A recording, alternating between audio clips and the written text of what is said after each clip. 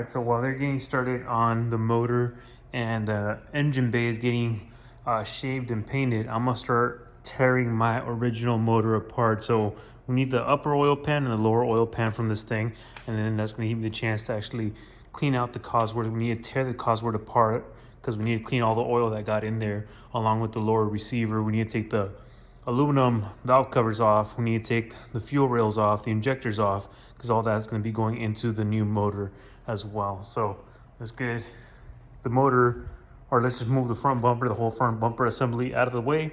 As you guys can see, it's all being held up together. We got the radiator, the fans, the radiator support, the bumper, the headlights, all being held up on its own. So let's move this out of the way and let's get started on tearing the motor apart.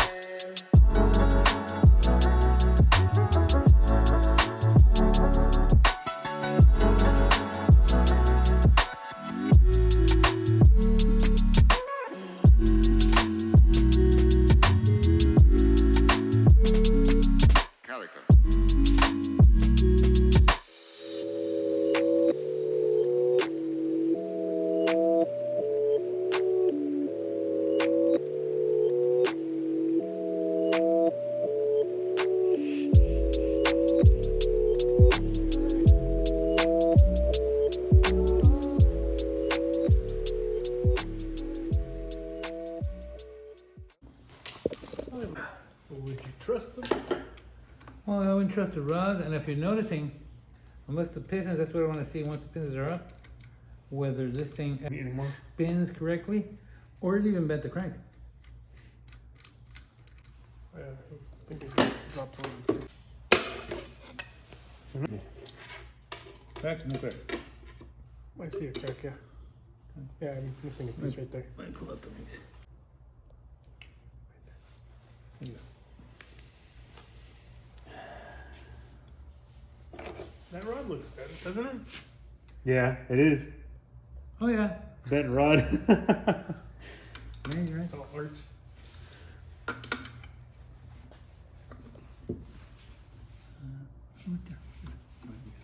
Bent rod.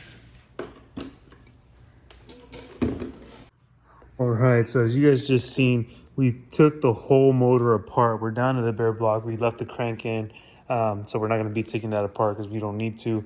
As far as seeing where the metal shards that came out of the oil pan are from, so we got a lot of wear. I mean, the motor did have 250,000 miles, and as you guys saw, the gallery gasket I'll show you guys in a bit was actually going out. But the main issue that was happening with this motor, which kind of like left everyone baffled because we're not exactly sure how this happened, but all 6 pistons are broken. So you guys can see this one. Yeah, this is the top part. Yeah, this piece goes right here. So this piston broke. This piston goes like that. So that's how it was. And we saw a crack. We saw one crack. And at first we thought they were fine, but as soon as we removed the piston rings, these things just came apart. So we have this one that's all broken. And then we have this one as well, broken. Look at that. Cracked right there. And then we have this one as well, broken. Yep. This one's broken. And we have this one broken right there. You see the crack. You can't tell which, oh, there it is. Wait, hold on. This one's got a big crack, so it starts from there all the way to there. So I'm trying to remove it so you guys could see what I mean. And there it is. So we got this one broken. We got this one. This one broke into two pieces. This one was probably the biggest one, but this one just broke apart completely. So we have this one that broke apart. And then we have this one right here as well.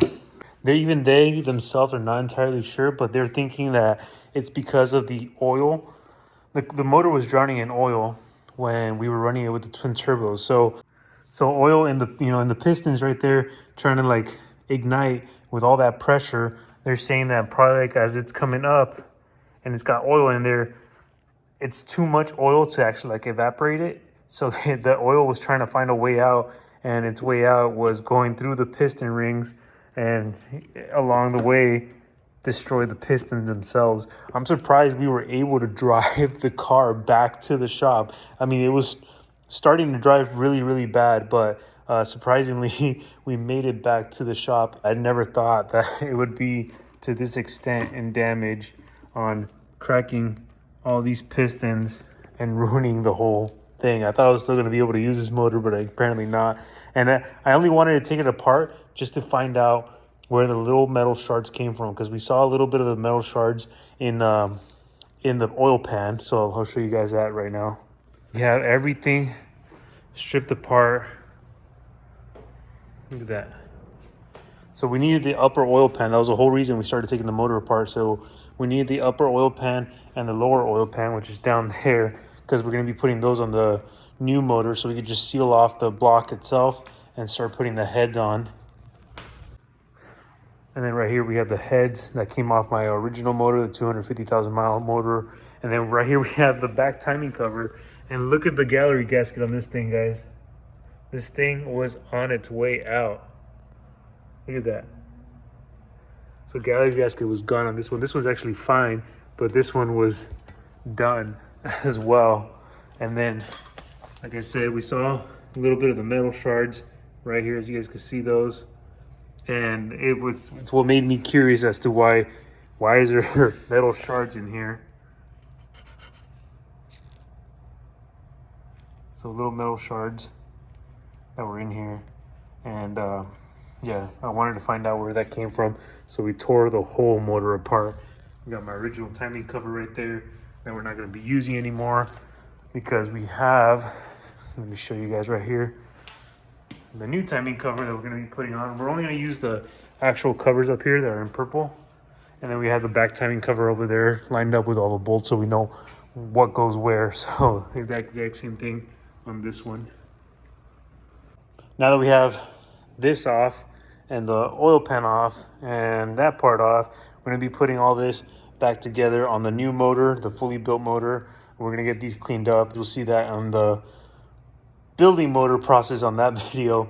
On this video, all we're doing is just tearing apart the motor so you guys can see the damage that happened when we put the twin turbos on a 250,000 mile VQ DE rev up. So next we're also going to be cleaning this up, because this is covered in oil. You guys can see that this is all, all these are full of oil and gunky, because it was drowning in oil. So all these are filled up with oil, majority of them. I guess all these back ones. This one's the only one that looks clean. The other ones are all dirty from all the oil. So we're going to get all these cleaned up. We're going to tear apart the Cosworth, actually remove all the bolts, remove the end caps to clean up all inside there. We're going to end up sanding this down, because this is carbon fiber, but it's got that tint to it. So we're going to be sanding these down and re-clearing these so they could be normal carbon fiber like you have right there on the hood. So we're going to tear this apart, clean this up.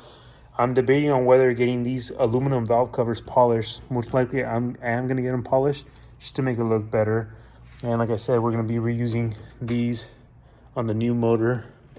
We got the clutch right here as well. Stage 3 action clutch on there. Old timing cover, I'm not going to use it. I'm just going to use it as a decorations. But we're going to get this repolished, make it look all nice. This bracket we don't need anymore, since we're going to be deleting the AC for now. We are going to be deleting that as well. And I think we're only going to need this one. I just need to readjust the on this one. So we're going to be getting rid of the power steering as well. I need to cut out some of the bracket so we have a little more play for the pulley to go down, so we can actually use it for a smaller belt, because we need to be able to put some tension on that belt. And then we got the oil lines for the turbos. You know, it's a mess of parts right now. Once we get all organized, we'll be able to put the other motor back together in one piece. And then this motor, I'm not exactly sure what I'm going to do with it, but I'm probably going to keep it as a backup to rebuild just in case. And like I said, guys, on this one, front end conversion right here, car is over at the body shop, so you guys will see that in another video. If you guys follow me on Instagram, you guys will see some little updates here and there. But we are going to be painting the engine bay to match the white with the purple, because we're going to be keeping this color for like another 2 years, I want to say, minimum. Because nobody has this color, and then, you know, it's kind of what helped blow up the car. So we're going to be keeping the white with the purple, but I might go with, so we're going to be using the white with purple metallic. So it's basically the same thing, just with a lot of metallic.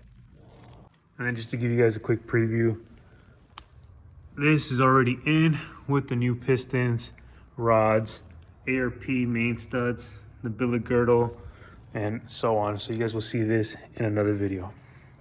But for now, guys, I just wanted to show you guys the damage that happened when you twin turbo a high mileage VQ. So definitely, I guess it was the first for them to ever see a motor come out like that with all 6 pistons broken. Because normally, I guess it's happened to them before, but they only find like 1. But to have all 6 is pretty crazy. I was not expecting that. I was not expecting the motor to be, you know, this trashed. I thought it was going to be still usable, but I guess not, because I was planning on using it for like another project or something like that. But that's a no-go for sure now. But I hope you guys enjoyed the video. Again, thank you guys for always supporting the channel. Stick around, a lot more to come. And I have a huge announcement. I'm super excited about it. It's coming next month, maybe even sooner, but you guys will see it later on. So as the date gets closer to next month, to the first of next month, you guys will see what I'm talking about. And I have so much more in store, and I can't stop smiling because I'm super excited. It's something that I've been wanting to do since we moved out here to Santa Paula. But stay tuned. And again, thank you guys for always supporting the channel. Don't forget to like, comment, and subscribe. And I'll see you guys in the next one.